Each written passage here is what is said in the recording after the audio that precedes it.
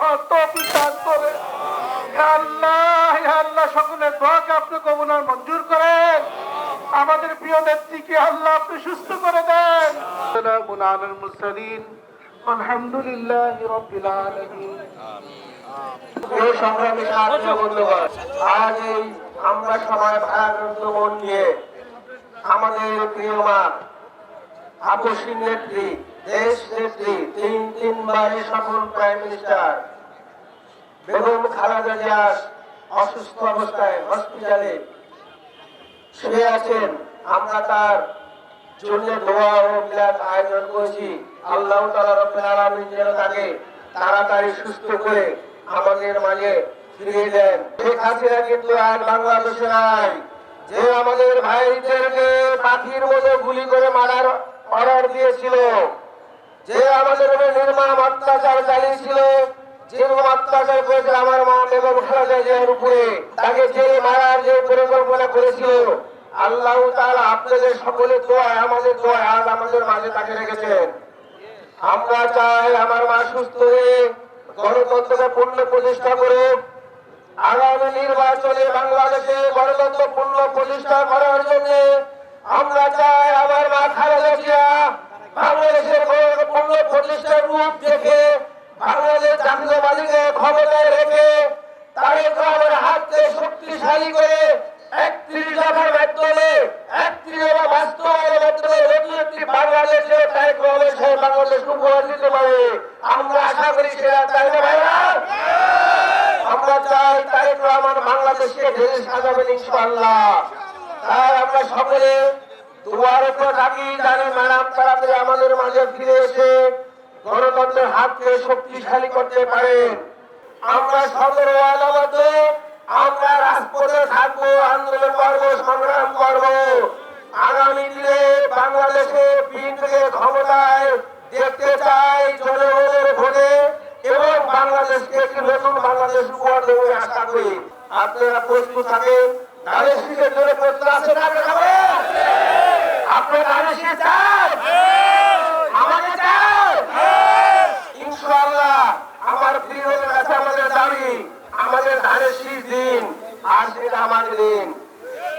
সকলকে ধন্যবাদ জানিয়ে আমরা এর জন্য প্রস্তুত দিয়েছি। তারেক রহমান এগিয়ে গেছে, আসবে ফিরে বাংলাদেশে, বাংলাদেশের প্রাণ তারেক রহমান। সকলকে ধন্যবাদ জানিয়ে শেষ করছি। সকলে ভালো থাকেন। আসসালামু আলাইকুম।